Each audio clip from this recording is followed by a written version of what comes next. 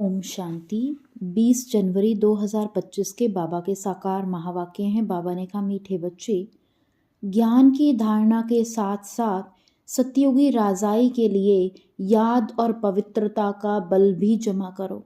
बाबा ने प्रश्न पूछा, अभी तुम बच्चों के पुरुषार्थ का क्या लक्ष्य होना चाहिए?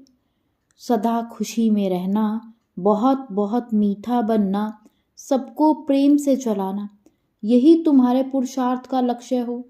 इससे ही तुम सर्वगुण संपन्न 16 कला संपूर्ण बनेंगे। बाबा ने प्रश्न पूछा, जिनके कर्म श्रेष्ठ हैं उनकी निशानी क्या होगी? उनके द्वारा किसी को भी दुख नहीं पहुंचेगा। जैसे बाप दुख हरता सुख करता है, ऐसे श्रेष्ठ कर्म करने वाले भी दुख हरता सुख करता होंगे। गीत है, छोड़ भी दे आकाश सिंहासन, अब धरती पर आ जा रे। ओम शांति। मीठे मीठे रूहानी बच्चों ने गीत सुना। यह मीठे मीठे रूहानी बच्चे किसने कहा? दोनों बाप ने कहा। निराकार ने भी कहा तो साकार ने भी कहा। इसलिए इनको कहा जाता है बाप व दादा। दादा है साकारी। अभी यह गीत तो भक्ति मार्ग के हैं। बच्चे जानते हैं बाप आया हुआ है और बाप ने सारे सृष्टि चक्र का ज्ञान बुद्धि में बिठाया। तुम बच्चों की भी बुद्धि में है कि हमने 84 जन्म पूरे किए। अब नाटक पूरा होता है। अब हमको पावन बनना है योग व याद से। याद और नॉलेज, यह तो हर बात में चलता है। बैरिस्टर को जरूर याद करेंगे और उनसे नॉलेज लेंगे। इसमें भी योग और नॉलेज का बल कहा जाता है। यहाँ तो यह है नई बात। उस योग और ज्ञान से बल मिलता है हद का। यहाँ इस योग और ज्ञान से बल मिलता है बेहद का, क्योंकि सर्वशक्तिमान अथॉरिटी है। बाप कहते हैं, मैं ज्ञान का सागर भी हूँ। तुम बच्चे अब सृष्टि चक्र को जान गए हो। मूल वतन, सूक्ष्म वतन सब याद है। जो नॉलेज बाप में है वह भी मिली है। जो नॉलेज को भी धारण करना है और राजाई के लिए बाप बच्चों को योग और पवित्रता भी सिखलाते हैं। तुम पवित्र भी बनते हो, बाप से राजाई भी लेते हो। बाप अपने से ज्यादा मर्तबा देते हैं। तुम 84 जन्म लेते लेते मर्तबा गवा देते हो। यह नॉलेज तुम बच्चों को अभी मिली है। उच्चते उच्च बनने की नॉलेज उच्चते उच्च बाप द्वारा मिलती है। बच्चे जानते हैं अभी हम जैसे कि बाप दादा के घर में बैठे हैं। यह दादा माँ भी है। वह बाप तो अलग है, बाकी यह माँ भी है, परंतु यह मेल का चोला होने कारण फिर माता मुकर्रर की जाती है। इनको भी एडॉप्ट किया जाता है। उनसे फिर रचना हुई है। रचना भी है एडॉप्टेड। बाप बच्चों को एडॉप्ट करते हैं वर्षा देने के लिए। ब्रह्मा को भी एडॉप्ट किया है। प्रवेश करना व एडॉप्ट करना बात एक ही है। बच्चे समझते हैं और समझाते भी हैं नंबर वार पुरुषार्थ अनुसार। सबको यही समझाना है कि हम अपने परमपिता परमात्मा की श्रीमत पर इस भारत को फिर से श्रेष्ठ ते श्रेष्ठ बनाते हैं, तो खुद को भी बनाना पड़े ना। अपने को देखना है कि हम श्रेष्ठ बने हैं। कोई भ्रष्टाचार का काम कर किसी को दुख तो नहीं देते हैं। बाप कहते हैं, मैं तो आया हूँ बच्चों को सुखी बनाने, तो तुमको भी सबको सुख देना है। बाप कभी किसी को दुख दे नहीं सकता। उनका नाम ही है दुख हरता सुख करता। बच्चों को अपनी जांच करनी है, मनसा वाचा कर्मणा। हम किसी को दुख तो नहीं देते हैं। शिव बाबा कभी किसी को दुख नहीं देते। बाप कहते हैं, मैं कल्प कल्प तुम बच्चों को यह बेहद की कहानी सुनाता हूँ। अब तुम्हारी बुद्धि में है कि हम अपने घर जाएंगे, फिर नई दुनिया में आएंगे। अब की पढ़ाई अनुसार अंत में तुम ट्रांसफर हो जाएंगे। वापस घर जाकर फिर नंबर वार पार्ट बजाने आएंगे। यह राजधानी स्थापन हो रही है। बच्चे जानते हैं अभी जो पुरुषार्थ करेंगे वही पुरुषार्थ तुम्हारा कल्प कल्प का सिद्ध होगा। पहले पहले तो सभी को बुद्धि में बिठाना चाहिए कि रचता और रचना के आदि मध्य अंत की नॉलेज को बाप के सिवाय कोई नहीं जानते। उच्चते उच्च बाप का नाम ही गुम कर दिया है। त्रिमूर्ति नाम तो है, त्रिमूर्ति रास्ता भी है, त्रिमूर्ति हाउस भी है। त्रिमूर्ति कहा जाता है ब्रह्मा विष्णु शंकर को। इन तीनों का रचयिता जो शिव बाबा है उस मूल का नाम ही गुम कर दिया है। अभी तुम बच्चे जानते हो उच्चते उच्च है शिव बाबा, फिर है त्रिमूर्ति। बाप से हम बच्चे यह वर्षा लेते हैं। बाप की नॉलेज और वर्षा यह दोनों स्मृति में रहे तो सदैव हर्षित रहेंगे। बाप की याद में रहे फिर तुम किसी को भी ज्ञान का तीर लगाएंगे तो अच्छा असर होगा, उसमें शक्ति आती जाएगी। याद की यात्रा से ही शक्ति मिलती है। अभी शक्ति गुम हो गई है क्योंकि आत्मा पतित तमो प्रधान हो गई है। अब मूल फिक्रात यह रखनी है कि हम तमो प्रधान से सतो प्रधान बने। मन मना भव का अर्थ भी यह है। गीता जो पढ़ते हैं उनसे पूछना चाहिए मन मना भव का अर्थ क्या है। यह किसने कहा मुझे याद करो तो वर्षा मिलेगा। नई दुनिया स्थापन करने वाला कोई श्री कृष्ण तो नहीं है, वह प्रिंस है।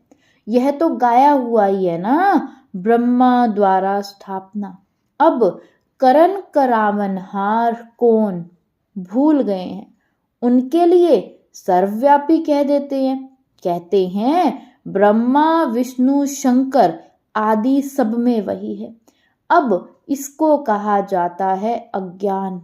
बाप कहते हैं तुमको 5 विकारों रूपी रावण ने कितना बेसमझ बनाया है।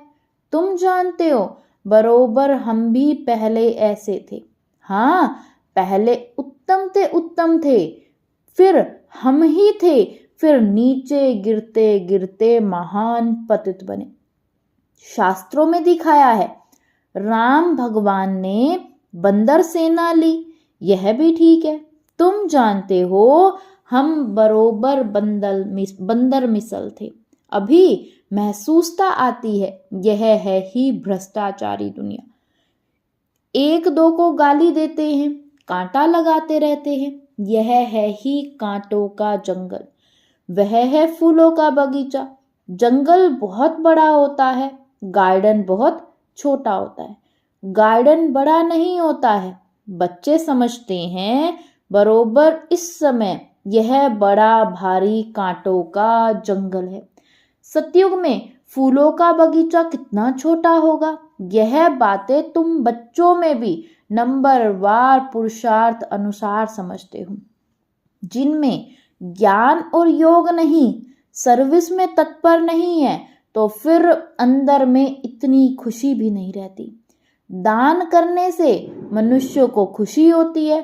समझते हैं इसने आगे जन्म में दान पुण्य किया है तभी तो अच्छा जन्म मिला है। कोई भक्त होते हैं, समझेंगे हम भक्त अच्छे भक्त के घर में जाकर जन्म लेंगे, अच्छे कर्मों का फल भी अच्छा मिलता है। बाप बैठ कर्म अकर्म विकर्म की गति बच्चों को समझाते हैं। दुनिया इन बातों को नहीं जानती। तुम जानते हो अभी रावण राज्य होने के कारण मनुष्यों के कर्म सब विकर्म बन जाते हैं। पतित तो बनना ही है। 5 विकारों की सब में प्रवेशता है। भल दान पुण्य आदि करते हैं, आधा कल्प के लिए नहीं, अल्पकाल के लिए उसका फल मिल जाता है। फिर भी पाप तो करते ही है ना।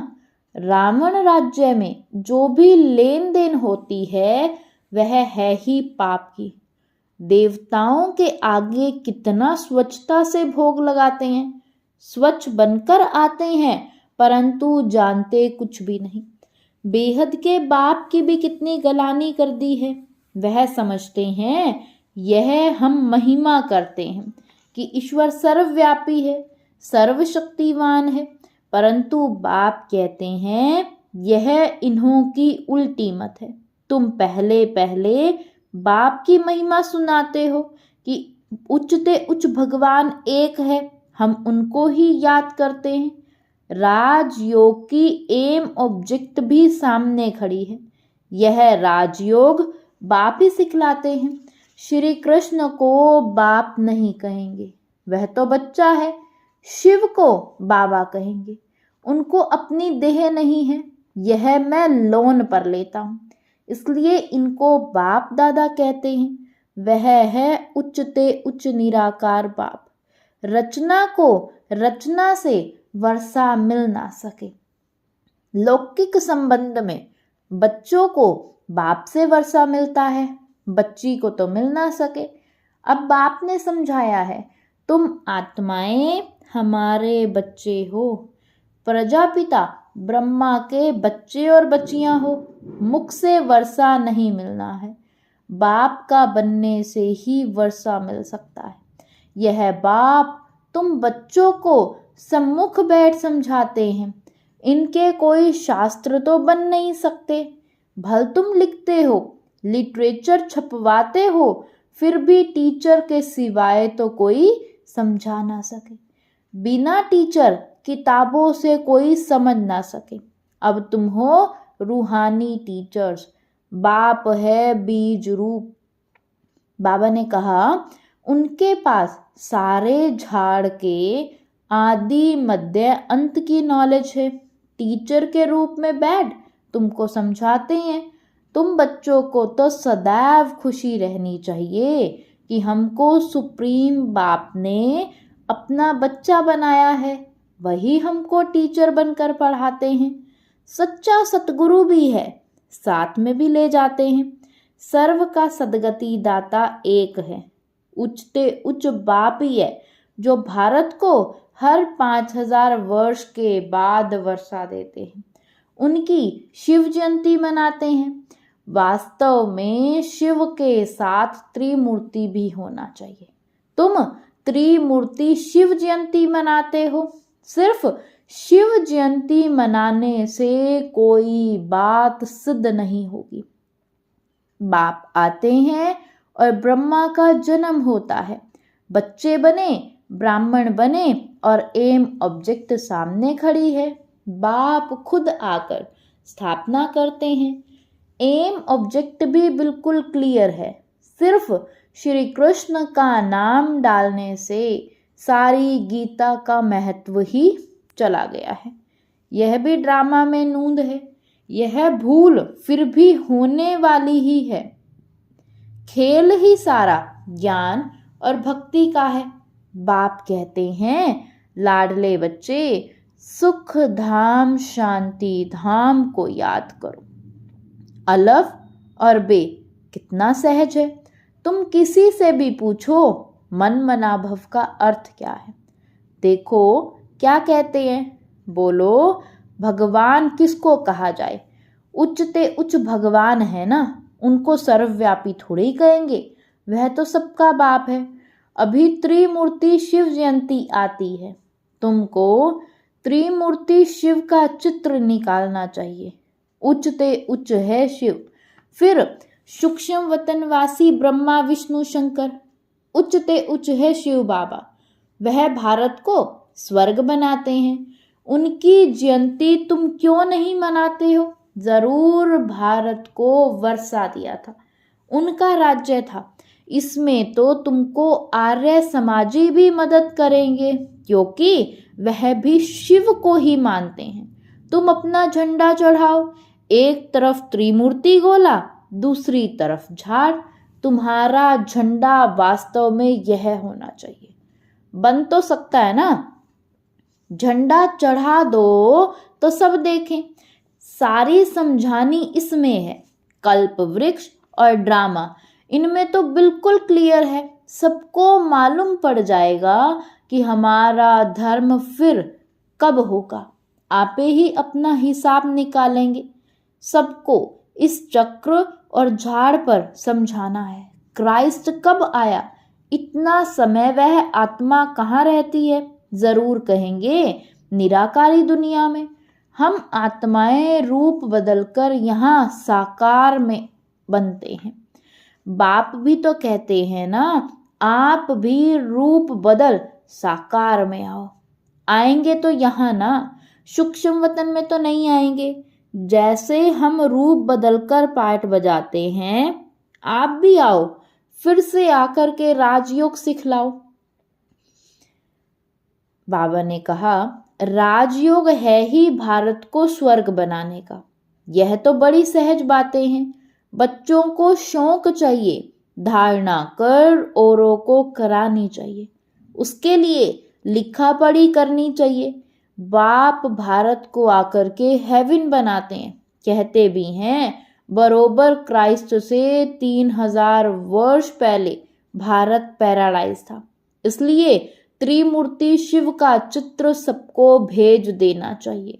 त्रिमूर्ति शिव की स्टैंप बनानी चाहिए। इन स्टैंप बनाने वालों की भी डिपार्टमेंट होगी। दिल्ली में तो बहुत पढ़े लिखे हैं, यह काम तो कर सकते हैं। तुम्हारी कैपिटल भी दिल्ली होनी है। पहले दिल्ली को ही परिस्तान कहते थे, अब तो कब्रिस्तान है। तो यह सब बातें बच्चों की बुद्धि में आनी चाहिए। अभी तुम्हें सदा खुशी में रहना है, बहुत बहुत मीठा बनना है, सबको प्रेम से चलाना है, सर्वगुण संपन्न 16 कला संपूर्ण बनने का पुरुषार्थ करना है। तुम्हारे पुरुषार्थ का यही लक्ष्य है, परंतु अभी तक कोई बना नहीं है। अभी तुम्हारी चढ़ती कला होती जाती है। धीरे धीरे चढ़ते हैं ना, तो बाबा हर प्रकार से शिव जयंती पर सेवा करने का इशारा देते रहते हैं, जिससे मनुष्य समझेंगे कि बरोबर इनों की नॉलेज तो बड़ी है। मनुष्यों को समझाने में कितनी मेहनत लगती है। मेहनत बिगर राजधानी थोड़े स्थापन होगी। चढ़ते हैं, गिरते हैं, फिर चढ़ते हैं। बच्चों को भी कोई ना कोई तूफान आता है। मूल बात है ही याद की। याद से ही तुम सतो प्रधान बनेंगे। नॉलेज तो सहज है। बच्चों को बहुत मीठे ते मीठा बनना है। एम ऑब्जेक्ट तो सामने खड़ी है। यह कितने मीठे है, लक्ष्मी नारायण। इन्हों को देख कितनी खुशी होती है। हम स्टूडेंट की यह एम ऑब्जेक्ट है। पढ़ाने वाला है भगवान। अच्छा, मीठे मीठे सिकिलदे रूहानी बच्चों प्रति माता पिता बाप दादा का याद प्यार और गुड मॉर्निंग। रूहानी बाप की रूहानी बच्चों को नमस्ते। ओम शांति। धारणा के लिए मुख्य सार है, फर्स्ट पॉइंट है, बाप द्वारा मिली हुई नॉलेज और वर्षे को स्मृति में रख सदैव हर्षित रहना है। ज्ञान और योग है तो सर्विस में तत्पर रहना है। सेकंड पॉइंट, सुखधाम और शांति धाम को याद करना है। इन देवताओं के जैसा मीठा बनना है। अपार खुशी में रहना है। रूहानी टीचर बन ज्ञान का दान करना है। वरदान दिया बाबा ने आज, देह संबंध और वैभवों के बंधन से स्वतंत्र बाप समान कर्मातीत भव। देह संबंध और वैभवों के बंधन से स्वतंत्र बाप समान कर्मातीत भव। जो निमित्त मात्र डायरेक्शन प्रमाण प्रवृत्ति को संभालते हुए आत्मिक स्वरूप में रहते हैं, मोह के कारण नहीं। उन्हें यदि अभी अभी ऑर्डर हो कि चले आओ तो चले आएंगे, बिगुल बाजे और सोचने में ही समय ना चला जाए, तब कहेंगे नष्टो मोहा। इसलिए सदैव अपने को चेक करना है कि देह का, संबंध का, वैभवों का बंधन अपनी ओर खींचता तो नहीं है। जहां बंधन होगा वहां आकर्षण होगी।